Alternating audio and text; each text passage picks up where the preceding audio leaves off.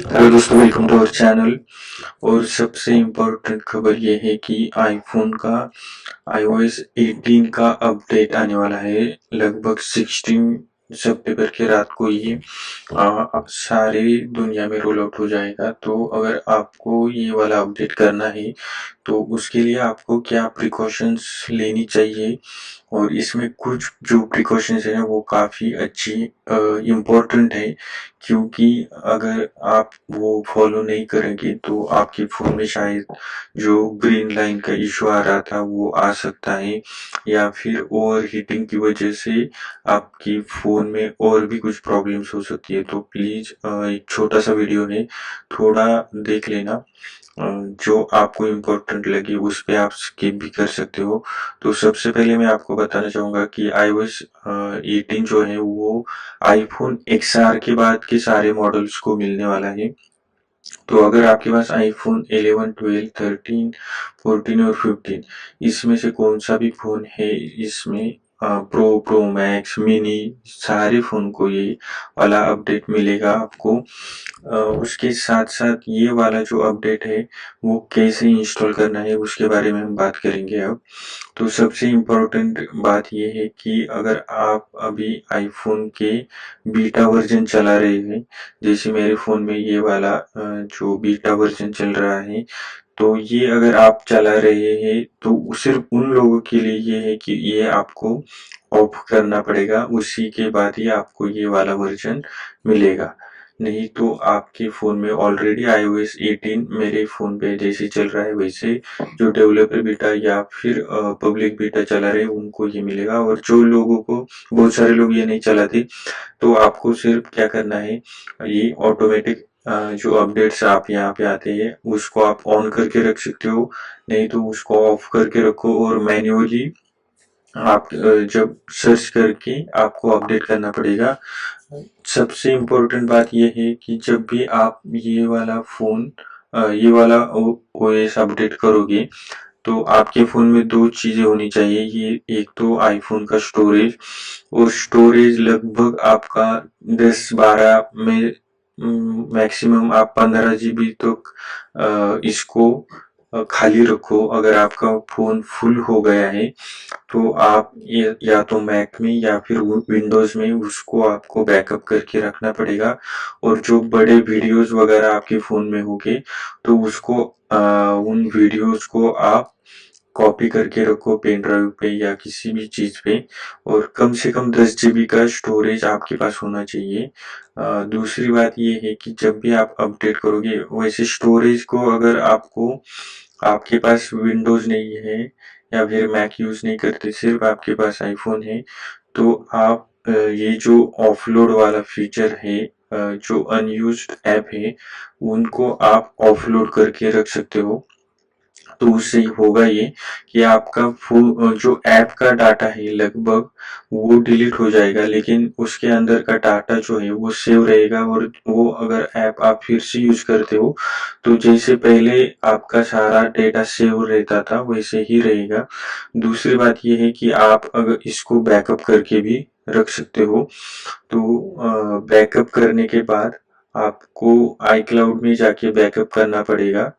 तो लगभग 20 दिन का आपको टाइम मिलता है कि अगर आपने बैकअप करके रखा है तो 20 दिन के बाद भी आप वो रिस्टोर कर सकते हो 21 दिन तक। तो उसके लिए आपको ट्रांसफर पे जाना पड़ेगा, जैसे कि आप अपना फ़ोन ट्रांसफर डेटा कर रहे हो दूसरे फ़ोन में। तीसरी बात ये है, सबसे इम्पोर्टेंट बात, कि जब आपको अपडेट करना है उस वक्त आप अपने फ़ोन को फुल चार्ज करो। जिन्होंने ये वाला फंक्शन ऑन करके रखा है बैटरी का, तो वो वाला फंक्शन जो है बैटरी हेल्थ का, ऑप्टिमाइज बैटरी चार्जिंग, ये ऑफ करो तो मैक्सिमम फ़ोन आपका 100% तक चार्ज होगा। दूसरी बात ये होगी, फुल चार्ज होने के बाद आप उसे ठंडा होने दो। नॉर्मल टेम्परेचर पर आने के बाद उसको, जो आपको फ़ोन का iOS सेक्शन में जाओ जनरल में, वहाँ पे जाके अपडेट पे क्लिक करो, और सॉफ्टवेयर अपडेट पे क्लिक करने के बाद पहले उसे डाउनलोड करने दो। उसके बाद आपके फ़ोन का टेम्परेचर देखो, हाथ लगा के आपको समझ आएगा कि ज़्यादा गर्म हो रहा है या नहीं। अगर नॉर्मल टेम्परेचर है तो आप उसको इंस्टॉल करो। अब मैं ये सारी प्रोसेस इसलिए बता रहा हूँ कि iPhone 13 और 14 में ग्रीन लाइन का इशू है, या फिर आपका पूरा स्क्रीन ग्रीन हो सकता है या पूरा की तरह व्हाइट हो सकता है। और वो कब हो रहा है, जब आप एक्सट्रीम टेम्परेचर में जा रहे हो, तो एक्सट्रीम ठंडा हो रहा है फोन या फिर एक्सट्रीम हीट हो रहा है, तो उस वक्त ये प्रॉब्लम आता है। तो ये प्रॉब्लम जब iOS नई आती है, तो वो जब इंस्टॉल करते हो आप, तब वो फोन मतलब आप गेमिंग में भी इतना हीट नहीं होता, उतना भी हीट हो सकता है आपका फोन। तो उसके लिए आपको ये प्रिकॉशन लेनी पड़ेगी, नहीं तो आपको बहुत बड़ा फाइनेंशियली प्रॉब्लम आ सकता है, क्योंकि ये स्क्रीन रिपेयर करने का कॉस्ट काफी ज्यादा है। तो iPhone 13 और 14 जितने भी यूजर्स हैं उनके लिए सबसे इम्पोर्टेंट बात ये है कि आप अपने आईफोन को ठंडा होने दो, फिर इंस्टॉल करो। डाउनलोड पहले करो, थोड़ी देर वेट करो, फिर इंस्टॉल करो अपडेट। ये सबसे इम्पोर्टेंट बात है, और बाकी लोगों को भी ये स्टेप्स फॉलो करनी चाहिए। अगर आपके पास iPhone 12 भी है तो भी आपको करनी चाहिए, और 15 भी है तो भी आपको ये वाला स्टेप फॉलो करना चाहिए।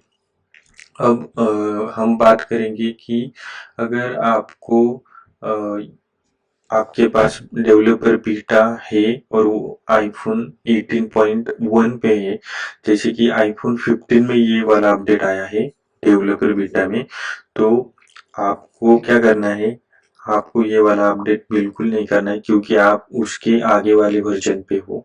तो आपको रिटर्न वाला जो मतलब बैक साइड वाला जो वर्जन है iOS 18, वो आप इंस्टॉल नहीं कर सकते।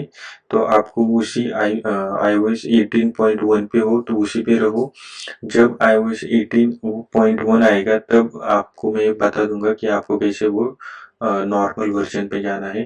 तो इतना ही मैं इस वीडियो में बताना चाहता हूँ, और जब भी आपको टाइम मिले तब ये इंस्टॉल कर देना। बैटरी ज़्यादा से ज़्यादा चार्ज होनी चाहिए, लगभग 100% करो, और जब टेम्परेचर कम होगा फोन का तभी इंस्टॉल करना।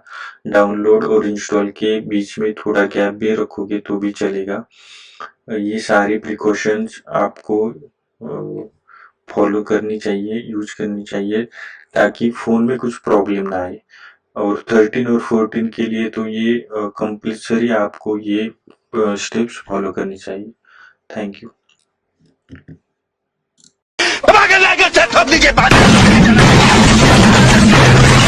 पूरा साल मेहनत करता हूँ आपके लिए बेटा, ऐसे नहीं चलेगा।